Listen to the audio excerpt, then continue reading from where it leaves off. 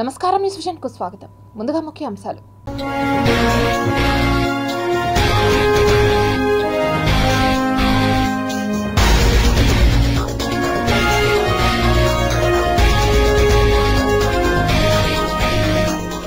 ఇండోనేషియాలో బలమైన భూకంపం, రిక్టర్ స్కేల్ పై 6.2గా నమోదు. PSLV-C 58 కౌంట్ డౌన్ షురు, మరో ప్రయోగానికి సిద్ధమైన ఇస్రో. న్యూ ఇయర్ వేడుకలకు సర్వం సిద్ధం, ఆకతాయిలకు పోలీస్ వార్నింగ్. ఇంటర్ పరీక్షల నిర్వహణకు కసరత్తులు, 1489 పరీక్షా కేంద్రాలు ఏర్పాటు. భారీ లక్ష్యంతో చంద్రబాబు కుప్పం పర్యటన, ఆసక్తికరంగా సాగిన 3 డేస్ టూర్. బంగారు దుకాణాన్ని లూటీ చేసిన దుండగులు, నాటు తుపాకులతో చొరబడిన ముఠా.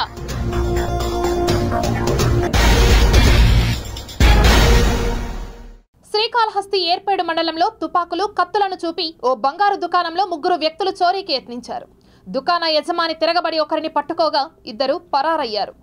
బాధితుడు పోలీసులు తెలిపిన వివరాల మేరకు శ్రీకాళహస్తి ఏర్పేడు మండలం పాపానాయుడుపేటలోని సినిమా హాలు వీధిలో మాజీ సర్పంచ్ తంబా సుబ్రహ్మణ్యం SS జ్యువెలరీ పేరుతో బంగారు దుకాణం నడుపుతున్నాడు.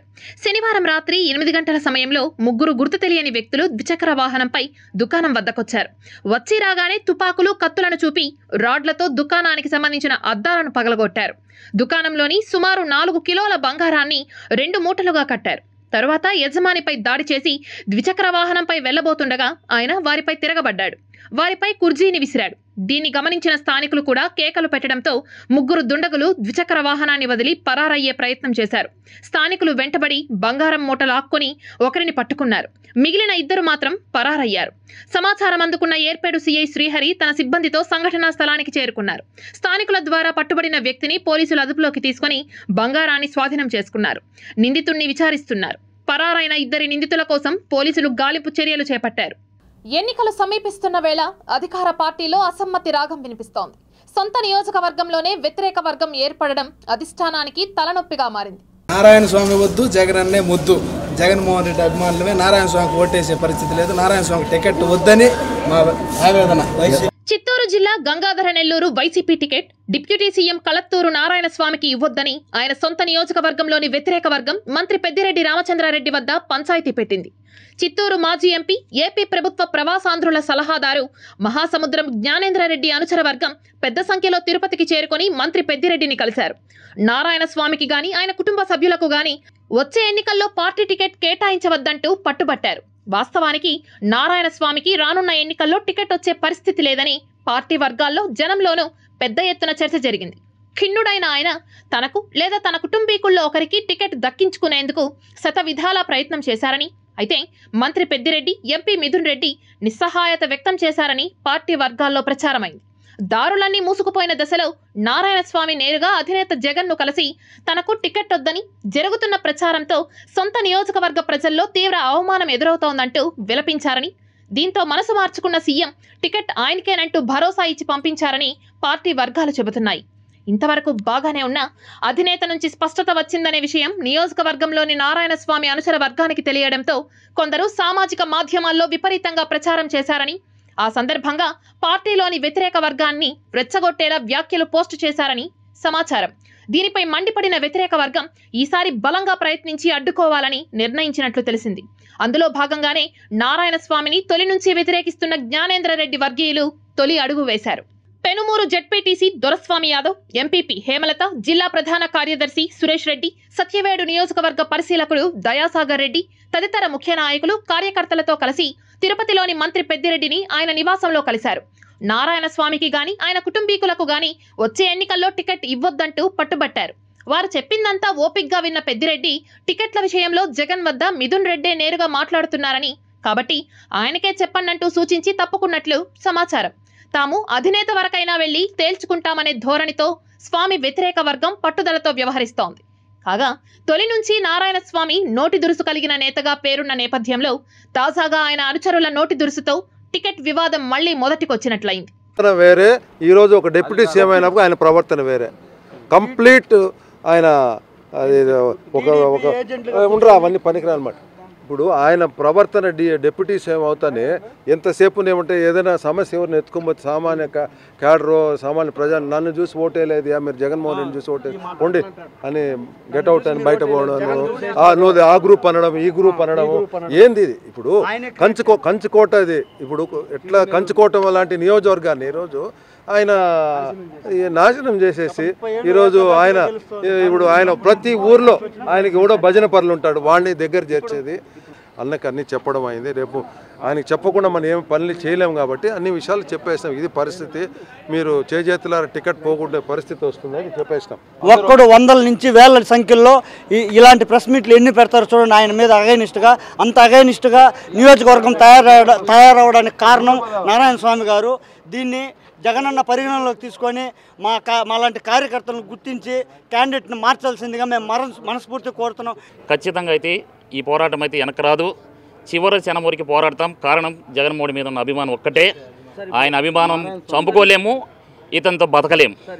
ఈరోజు నియోజక పరిస్థితి ప్రతి ఊరిని 3 భాగాలు చేశాడు. కారణం అతని సొంత రాజకీయాల కోసం 3 భాగాలు చేసి కార్యకర్తలు కొట్టుకునే పరిస్థితి చేశాడు గత 4.5 సంవత్సరం నుంచి.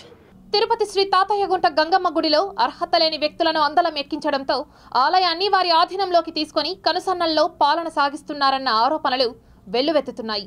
తిరుపతి శ్రీ తాతయ్యగుంట గంగమ్మ ఆలయంలో కాంట్రాక్ట్ పద్ధతిలో పనిచేస్తున్న కొంతమంది సిబ్బంది ఇష్టారాజ్యంగా వ్యవహరించడం భక్తుల మనోభావాలను దెబ్బతీస్తోంది. 2008లో ఆలయంలో 11 నెలల ఒప్పందం ఉత్తర్వులతో ఓ వ్యక్తి అటెండర్గా చేరాడు. అతను అటెండర్ విధుల కన్నా మిగిలిన పనులు చేస్తూ చివరకు ఆలయంలో కీలకమైన అకౌంట్ చూసే స్థాయికి వెళ్లిపోయాడు. అక్కడి ఆలయంలో పనిచేస్తున్న శాశ్వత ఉద్యోగుల బలహీనతలను తెలుసుకున్న అతడు క్రమంగా శాశ్వత ఉద్యోగులపై అజమాయిషీ పెత్తనం చేస్తూ ఆలయాన్ని పూర్తిగా అతని చేతుల్లోకి తీసుకున్నాడు. మొదట్లో ప్రతి 11 నెలలకు ఓసారి విధుల్లో కొనసాగడం కోసం ఎండోమెంట్ అధికారుల నుంచి రెన్యువల్ ఆర్డర్స్ తెచ్చుకుంటూ విధుల్లో కొనసాగుతున్నాడు. ఇదంతా ఒక ఎత్తు అయితే అతనితో పాటు మరో 3-4 అదే ఆలయంలో కాంట్రాక్ట్ పద్ధతిలో పనిచేస్తుండగా వారికి నెలకు 15,000 రూపాయలు జీతం అయితే ఇతనికి మాత్రం ఏకంగా 30,000 రూపాయలను జీతం పెంచి ఇవ్వడం పట్ల సర్వత్రా విమర్శలు వినిపిస్తున్నాయి. ఏ ప్రామాణికంగా అతనికి జీతం పెంచారని సహచర ఉద్యోగులే అంతర్గతంగా ప్రశ్నిస్తున్నారు. వారిలో వారే మదన పడుతున్నారు. భక్తులు అమ్మవారికి సమర్పించే కానుకల ద్వారా జీతాలు పొందేవారు ఇలా చేయడం ఏమిటని దాతలు ప్రశ్నిస్తున్నారు. వేలల్లో జీతాలు తీసుకుంటున్న వారు ఆలయ ఆస్తులకు జవాబుదారీగా ఉంటూ పరిరక్షించాల్సింది పోయి అక్రమాలు జరుగుతున్నప్పుడు చూసి చూడనట్లు వ్యవహరించడం పట్ల భక్తులు ఆగ్రహం వ్యక్తం చేస్తున్నారు. హరీష్ రెడ్డి అనే అతను 2007లో కాంట్రాక్ట్ ఎంప్లాయీగా అక్కడ చేరడం జరిగింది. ఇప్పుడు కూడా స్టిల్ ఆ కాంట్రాక్ట్ అనే అతనికి రెగ్యులర్ లేదా లేదా పర్మనెంట్ ఏది లేదో తెలియదు, కానీ ఇప్పుడు కూడా ఏంటంటే 32,000 జీతము. అదేవిధంగా అతని కుటుంబ సభ్యులు కూడా అకౌంట్ సెక్షన్లో చాలా కీలకమైన పాత్ర వహిస్తూ ఉన్నారు. ఈ అకౌంట్స్కి సంబంధించిన విషయాలన్నీ కూడా అతనికి తెలుసు. ఎందుకంటే ఇన్నేళ్ళకు కూడా అకౌంట్ సెక్షన్లోనే అసలు కాంట్రాక్ట్ ఎంప్లాయీని కీలకమైన అకౌంట్ సెక్షన్లో ఇన్నేళ్ళు కొనసాగించడము, అదేవిధంగా వాళ్ళతో పాటు కుటుంబ సభ్యులు ఉండడము, ఇట్లా కూడా ఏంటంటే ఇది అనేక అనుమానాలు తావిస్తూ ఉంది. ఎట్లా జరిగింది, ఏం జరిగింది, ఎండోర్మెంటు శాఖ జోక్యం చేసుకొని విచారణ చేస్తే దోషులు ఎవరు తేలిపోతుంది. ఈ 2 కోట్ల అవకతవకలు జరిమని చెప్పేసి పత్రికలు రావడము, అదేవిధంగా ఎలక్ట్రానిక్ మీడియాలో రావడము, జనమంతా కూడా చెవులు కొరుక్కోవడము. రేపు ఎవరికన్నా డబ్బులు ఇవ్వాలని కూడా ఆ తల్లిపైన ప్రేమ ఉండి భక్తి ఉండి ఎవరైనా డబ్బు అంటే కూడా వేసేదానికి ఎందుకు మన వేస్తే ఎవరు తినేస్తున్నారు అనేటువంటి ఒక భక్తి అనేది పోతుంది, ఒక అపనమ్మకం ఏర్పడుతుంది. అయోధ్య శ్రీరామ జన్మభూమి తీర్థక్షేత్ర ఆధ్వర్యంలో భారతదేశమంతటా ఢిల్లీ నుంచి గల్లీ వరకు శ్రీరామ పవిత్ర మంత్రాక్షతలతో పాటు స్వామివారి ఫోటోను హిందూ బంధువులకు జనవరి 1వ తేదీ నుంచి వితరణ చేస్తున్నట్లు విశ్వ హిందూ పరిషత్ దక్షిణాంధ్ర ప్రాంత కార్యదర్శి కాకర్ల రాముడు తెలిపారు. తిరుపతి ప్రెస్ క్లబ్లో ఏర్పాటు చేసిన విలేకరుల సమావేశంలో ఆయన మాట్లాడారు. దేశమంతటా జరిగేటువంటి ఈ కార్యక్రమం మన జిల్లాలో కూడా దిగ్విజయంగా అన్ని ఏర్పాట్లు ఇప్పటికే పూర్తయిపోయాయి. అన్ని ప్రాంతాలకు అంటే తిరుపతి మహానగరంలో ప్రతి ఉపబస్తీకి అంటే ప్రతి వార్డు వైజ్ అలాగా దేవాలయాలకు వెళ్ళిపోయాయి. రేపు పంపకం ప్రారంభమవుతుంది. మహానగరంతో పాటు ఇక్కడ తిరుపతి రెవెన్యూ జిల్లాలో ఉండేటువంటి అన్ని మండలాలకు వెళ్ళిపోయాయి. మండలాల నుంచి పంచాయతీలకు, పంచాయతీల నుండి గ్రామాలకు కూడా వెళ్ళిపోయాయి. టీమ్స్ కూడా ప్రిపేర్ అయిపోయినాయి, ఎక్కడెక్కడ ఎవరెవరు వీటిని హిందూ కుటుంబాలకు చేర్చాలి అని. ఆంధ్రప్రదేశ్ ఇంటర్మీడియట్ పబ్లిక్ పరీక్షల నిర్వహణకు ఇంటర్ బోర్డు చకచకా ఏర్పాట్లు చేస్తోంది. ఇప్పటికే ఇంటర్మీడియట్ మొదటి, ద్వితీయ సంవత్సరాల జనరల్, వొకేషనల్ విభాగాలకు అపరాధ రుసుముతో కలిపి పరీక్షా ఫీజు చెల్లింపు గడువును జనవరి 3 వరకు పొడిగించింది. ఇంటర్ విద్యార్థులు జనవరి 3వ తేదీలోగా 2,500 రూపాయల అపరాధ రుసుముతో కలిపి పరీక్ష ఫీజును చెల్లించాలని అధికారులు పేర్కొన్నారు. ఇంటర్ కోర్సుల్లో 10,59,233 మంది విద్యార్థులు ప్రవేశాలు తీసుకోగా ఇప్పటిదాకా 9,77,040 మంది విద్యార్థులు ఫీజు చెల్లించారు. ఇంటర్ పరీక్షలు మార్చి 1 నుంచి 20వ తేదీ వరకు నిర్వహించేందుకు ఇంటర్ బోర్డు షెడ్యూల్ ప్రకటించిన సంగతి తెలిసిందే. పేపర్ల మోడరైజేషన్, పరీక్షా కేంద్రాల ఎంపిక పూర్తి కావడంతో ఇంటర్ బోర్డు అధికారులు పరీక్షలపై దృష్టి పెట్టారు. 2023-24 విద్యా సంవత్సరానికి గాను రాష్ట్ర వ్యాప్తంగా ఉన్న ప్రభుత్వ, ప్రైవేట్ జూనియర్ కాలేజీల్లో 10,07,097 మంది విద్యార్థులు ఇంటర్మీడియట్ ప్రథమ, ద్వితీయ సంవత్సరం చదువుతున్నారు. వీరిలో మొదటి ఏడాది 5,29,015 మంది, రెండవ ఏడాది 4,75,744 మంది విద్యార్థులు ఉన్నారు. వీరితో పాటు గతేడాది పలు సబ్జెక్టులలో ఫెయిల్ అయిన 1.48 లక్షల మంది విద్యార్థుల్లో దాదాపు 90,000 మందికి రీ అడ్మిషన్ను ప్రభుత్వం కల్పించింది. వీరిలో మరో 53,000 మంది పరీక్షలకు ఫీజు చెల్లించారు. నామినల్ రోల్స్లో విద్యార్థుల పేర్లు, తల్లిదండ్రుల పేర్లు, పుట్టిన తేదీ, కులం తదితరాల్లో ఏమైనా తప్పులుంటే సరిదిద్దుకునేందుకు ఇంటర్ బోర్డు కల్పించిన అవకాశం శనివారంతో ముగిసింది. ఇప్పటి వరకు తప్పులు సరిదిద్దకుండా నిర్లక్ష్యం వహించిన కాలేజీల ప్రిన్సిపాల్స్ను బాధ్యులను చేసి వారిపై చర్యలు తీసుకోవాలని ఇంటర్ బోర్డు నిర్ణయించింది. విద్యార్థుల సంఖ్యపై స్పష్టత రావడంతో ఇంటర్ బోర్డు పరీక్షా కేంద్రాలపై దృష్టి పెట్టింది. గతంలో ప్రాంతీయ పరిశీలన అధికారులు తమ రీజియన్ పరిధిలో పరీక్షా కేంద్రాలను ఎంపిక చేసేవారు. ఈ విద్యా సంవత్సరం నుండి ఈ బాధ్యతను ఇంటర్మీడియట్ బోర్డు స్వయంగా పర్యవేక్షిస్తోంది. మొత్తం 1,489 జూనియర్ కాలేజీలను పరీక్షా కేంద్రాలుగా కంట్రోల్ ఆఫ్ ఎగ్జామినేషన్ ఎంపిక చేసింది. ప్రతి పరీక్షా కేంద్రంలోనూ సీసీ కెమెరాలతో నిఘా ఏర్పాటు చేస్తున్నారు. అలాగే త్రాగునీటి సౌకర్యం, టాయిలెట్లు తదితర సౌకర్యాలను ఏర్పాటు చేస్తున్నారు. ప్రపంచమంతా న్యూ ఇయర్ జోష్లోకి వెళ్ళిపోయింది. న్యూ ఇయర్ అంటే తెలుసు కదా, విందులు, చిందులు, డీజే మోతలు, జిగేల్మనే లైట్లు, కేక్ కట్ చేస్తూ సంబరాలు, బాణాసంచా కాల్చుతూ సందడి, తగ్గేదేలే అనే రేంజ్లో న్యూ ఇయర్ వేడుకలు జరుపుతూ ఉంటారు. కానీ ఈ ఏడాది కండిషన్స్ అప్లై అంటున్నారు పోలీసులు. అలాగే ఎటువంటి డీజే సాంగ్స్ కానీ, అశ్లీల నృత్యాలు కానీ, కించపరిచే వ్యాఖ్యానాలు కానీ, ద్వందార్థాలతో వచ్చే వ్యాఖ్యానాలు కానీ చేసి అక్కడ ఉన్న వాళ్ళని రెచ్చగొట్టి గొడవలకి ఆస్కారం ఇవ్వకూడదు. ఇవన్నీ కూడా ఈవెంట్ ఆర్గనైజర్స్ బాధ్యత. వాళ్ళు ఈ నిర్వహించేటప్పుడు తగు జాగ్రత్తలు తీసుకొని నిర్వహించాలి. అలాగే సెలబ్రేషన్స్ అయిపోయిన తర్వాత వాహనాల్లో అక్కడి నుంచి ఈవెంట్కి వచ్చిన వాళ్ళు వాహనాల్లో తాగి డ్రైవ్ చేయకుండా వాళ్ళ ఆల్టర్నేట్ అరేంజ్మెంట్స్, క్యాబ్స్ కానీ డ్రైవర్స్ని కానీ ప్రొవైడ్ చేసే విధంగా ఈవెంట్ ఆర్గనైజర్స్ రెడీ చేసి పెట్టుకోవాలి. ఎవరైనా కూడా ఈ తాగి డ్రైవ్ చేయడం, పోలీసులందరూ కూడా చెక్ పాయింట్స్ పెట్టుకొని ట్రాఫిక్ పోలీస్ అంతా చెకింగ్ చేస్తుంటారు కాబట్టి ఎవరైనా పట్టుబడితే మాత్రం 6 months జైలు శిక్ష, అలాగే 10,000 జరిమానా కూడా విధించడం పడుతుంది. మైనర్స్కి కూడా వెహికల్స్ ఇవ్వకూడదు. వెహికల్ తీసుకొని స్పీడ్గా 1 o'clock, 12 o'clock రోడ్ పైన తిరగడం, యాక్సిడెంట్స్కి గురి కావడం కూడా జరుగుతూ ఉంటుంది. సో అవన్నీ కూడా రెస్పాన్సిబుల్ పేరెంట్స్ అలాగే వెహికల్ యాజమాన్యాలు వాళ్ళు కూడా తీసుకోవాలి. ఇంకా ఈ ఈవెంట్ ఆర్గనైజర్స్కి మనకు హెచ్చరిక ఏంటంటే, ఎటువంటి పరిస్థితుల్లోనూ కానీ అవుట్సైడర్స్ కానీ ఈ డ్రగ్స్, ఏ విధమైన డ్రగ్స్ కానీ, గాంజా కానీ, ఇతర లిక్కర్ అయితే పర్మిటెడ్ లిక్కర్ కాకుండా వేరే లిక్కర్ కానీ అలో చేసినా కూడా ఈవెంట్ ఆర్గనైజర్స్తో కూడా జైలుకి వెళ్ళే అవకాశం ఉంది. రేషన్ కార్డు లబ్ధిదారులు జనవరి 31వ తేదీలోగా ఈకేవైసీ పూర్తి చేసుకోవాలని రాష్ట్ర పౌర సరఫరాల శాఖ ఉత్తర్వులు జారీ చేసింది. 2 నెలలుగా చౌక దుకాణాల్లో డీలర్లు ఈకేవైసీని సేకరిస్తున్నారు. ఇందుకోసం ఆధార్ ధృవీకరణ, వేలిముద్రలు, కంటిపాప గుర్తింపును తీసుకుంటున్నారు. రాష్ట్ర వ్యాప్తంగా శనివారం నాటికి ఈ ప్రక్రియ 70.80% పూర్తయింది. రేషన్ కార్డు లబ్ధిదారులు ఈకేవైసీ చేసుకోకుంటే పని దినాల్లో ఈకేవైసీ చేసుకోవాలని అధికారులు కోరారు. శ్రీకాళహస్తి నియోజకవర్గం తొట్టంబేడు మండలంలో ప్రమాదవశాత్తు విషపు గుళికలు మింగి ఓ చిన్నారి పరిస్థితి విషమంగా మారింది. శ్రీకాళహస్తి తొట్టంబేడు మండలం తంగెళ్లపాలెంలోని తులుమణి వెంకటమ్మ దంపతులకు 7 ఏళ్ల వయసున్న కుమార్తె దీపిక ఉంది. వీరు రోజులాగానే ఆదివారం కూడా పొలం పనులకు వెళ్తూ వారితో పాటుగా దీపికని కూడా వెంట తీసుకుని వ్యవసాయ పనులకు వెళ్లారు. పొలం వద్ద పాపను వదిలి పనులు చేసుకుంటున్నారు. ఆ సమయంలో పొలంలో వరి పైరు కోసం విషపు గుళికలు తీసుకొచ్చారు. అవి పాపకు దగ్గరగా ఉండడంతో దీపిక విషపు గుళికలను మింగేసింది.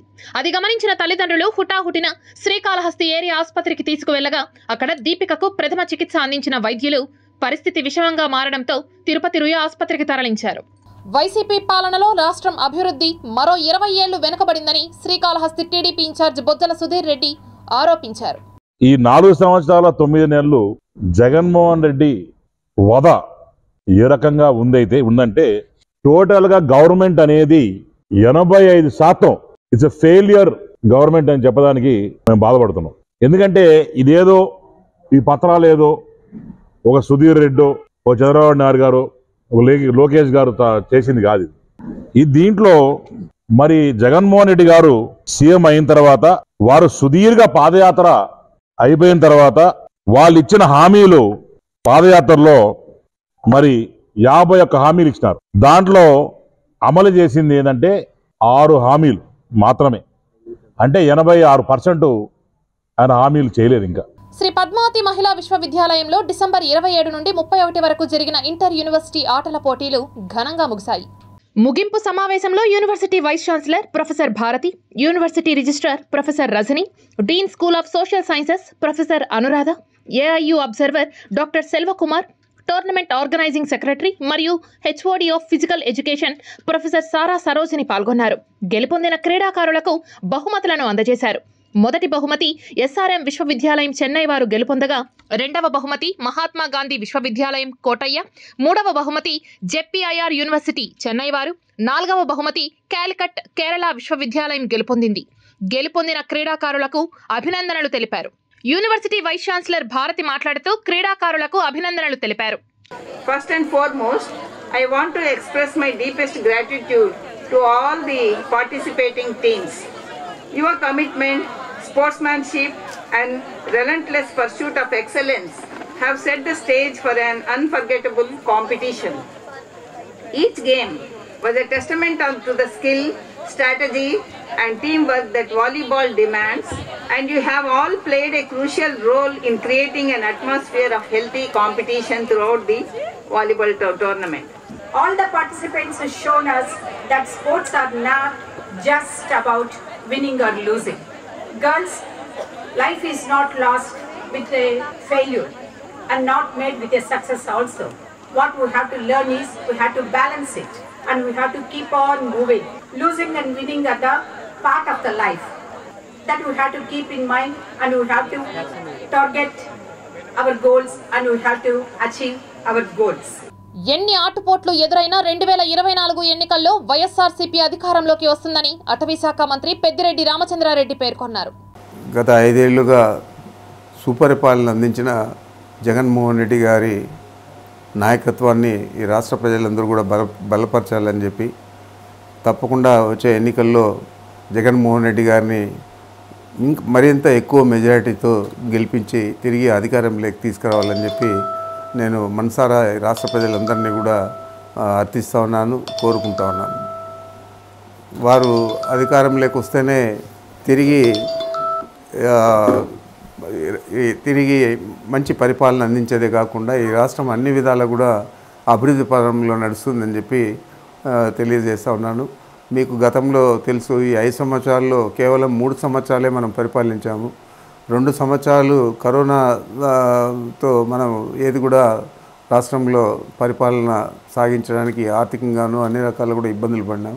అయినా కూడా ఎన్నికల ముందు ఏదైతే వారు మాట ఇచ్చారో అవన్నీ కూడా 99% అమలు చేసి ఈరోజు మళ్ళీ తిరిగి ఎన్నికలకు పోతా ఉన్నాం. కాణిపాకం స్వయంభు శ్రీ వరసిద్ధి వినాయక స్వామి వారిని దేవాదాయ ధర్మాదాయ శాఖ కమిషనర్ సత్యనారాయణ దర్శించుకున్నారు. ఆంధ్రప్రదేశ్ రాష్ట్ర దేవాదాయ ధర్మాదాయ శాఖ కమిషనర్ సత్యనారాయణ స్వామివారిని దర్శించుకున్నారు. వీరికి స్వాగతం పలికి దర్శన ఏర్పాట్లు చేసి స్వామివారి తీర్థ ప్రసాదాలను శేష వస్త్రాలు అందజేశారు దేవస్థానం చైర్మన్ మోహన్ రెడ్డి. మొదటిగా స్వామివారికి పట్టు వస్త్రాలను సమర్పించి స్వామివారిని దర్శించుకున్నారు. తరువాత ఆలయంలో అద్దాల మండపం వెనుక భాగంలో నూతనంగా మారేడు మొక్కను ప్రతిష్ఠించారు. తరువాత దేవస్థానం అతిథి గృహం నందు దేవస్థానం చైర్మన్ మరియు ఈవో, ఇంజనీరింగ్ అధికారులతో ఆలయంలో జరుగుతున్న పలు అభివృద్ధి కార్యక్రమాలు మరియు మాస్టర్ ప్లాన్ వంటి అభివృద్ధి పనులపై కూలంకుషంగా చర్చించడం జరిగింది. ఈ కార్యక్రమంలో ఈ వెంకటనారాయణ, ఏఈఓలు కృష్ణారెడ్డి, విద్యాసాగర్ రెడ్డి, సూపరింటెండెంట్లు కోదండపాణి, వాసు తదితరులు పాల్గొన్నారు. కుప్పంకు చంద్రబాబు నాయుడు చేసింది శూన్యమని వైఎస్ఆర్సీపీ ఎమ్మెల్సీ భరత్ పేర్కొన్నారు.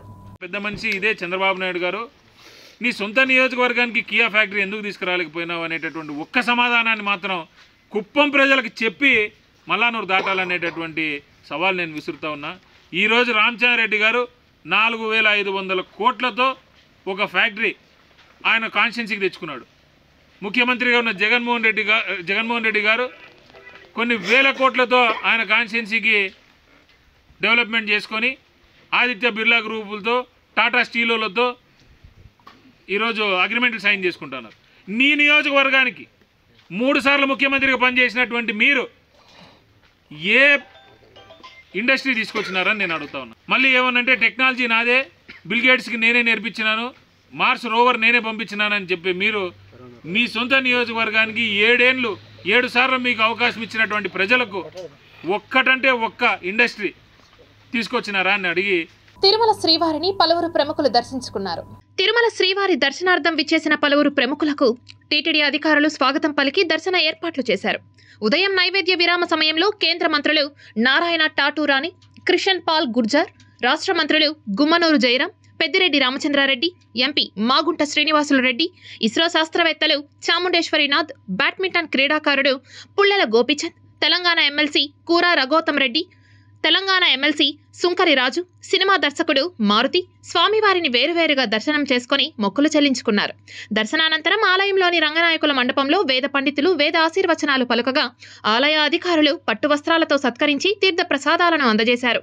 సర్వశిక్ష అభియాన్లో పనిచేస్తున్న అన్ని విభాగాల ఉద్యోగులను విద్యాశాఖలో విలీనం చేసి రెగ్యులర్ చేయాలని, ఉద్యోగ భద్రత కల్పించాలని ఆ సంఘం నాయకులు డిమాండ్ చేశారు. తమ సమ్మెకు స్పందించకుంటే ఆందోళనను మరింత తీవ్రతరం చేస్తామని తెలిపారు. మాకు ఎస్ఎస్ఏ కుటుంబ సభ్యులందరికీ మీ నోటి గుండా వచ్చిన మాట ఏదైతే ఉందో రెగ్యులర్ చేస్తామని ఆ అంశాన్ని మీకు ముందుకు మళ్ళా తెలియజేస్తున్నాం సార్.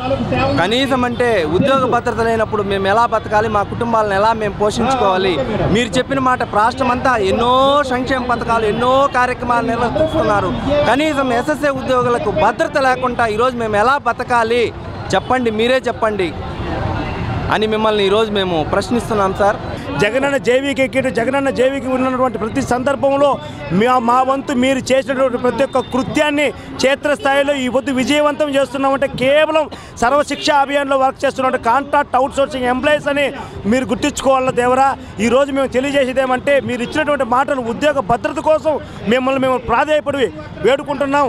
మీకు మీ ప్రభుత్వానికి చాలా మంచి పేరు తెచ్చాము.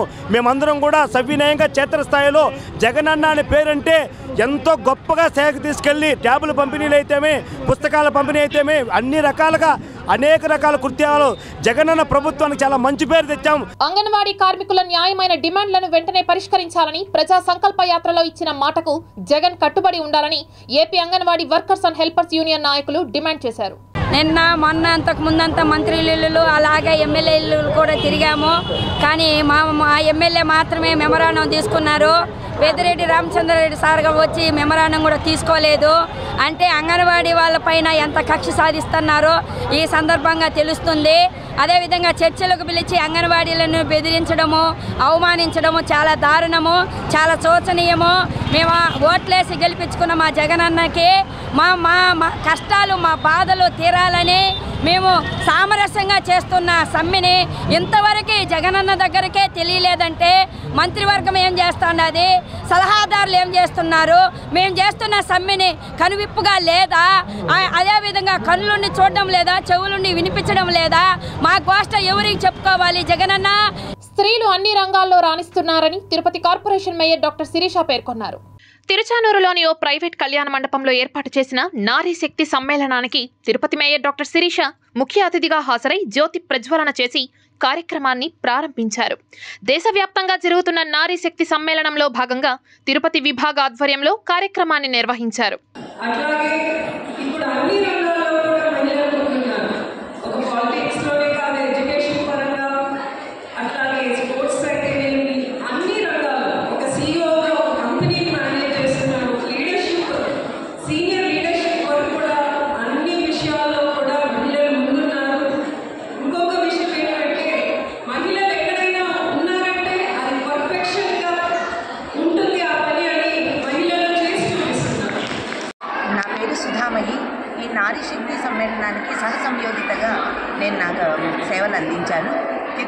వ్యాప్తంగా జరుగుతున్న ఈ నారీశక్తి కార్యక్రమాన్ని ఈరోజు మేము తిరుపతిలో 31 డిసెంబర్ ఆలోచించి నిర్ణయం తీసుకొని ఈ కార్యక్రమం జరపడం జరిగింది. చాలా అద్భుతంగా మేము ఊహించిన దానికంటే కూడా ఎంతో అద్భుతంగా జన సమూహం వచ్చారు. నారీ శక్తులందరూ వారి శక్తిని నిరూపించడం కోసం మాతృమూర్తులందరూ కూడా ఈ వేదికపైకి వచ్చి మాకెంతో చాలా అద్భుతంగా ఈ కార్యక్రమం జరగడానికి దోహదపడినారు. వార్తలు ముగించే ముందు ముఖ్యాంశాలు మరోసారి చూద్దాం.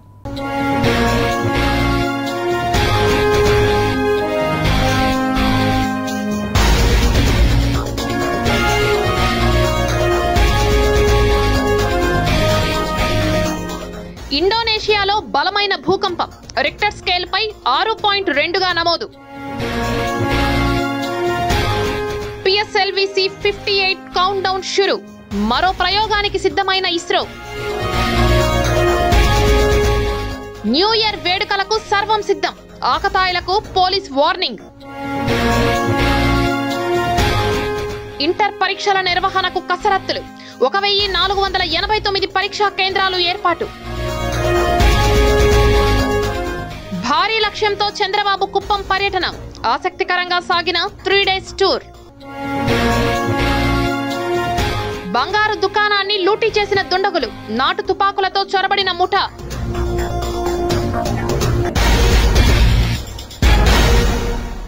ఈ వార్తలు ఇంతటితో సమాప్తం. సమగ్ర సమాచారంతో న్యూస్ విషయంలో మళ్ళీ కలుద్దాం. అంతవరకు సెలవు, నమస్కారం.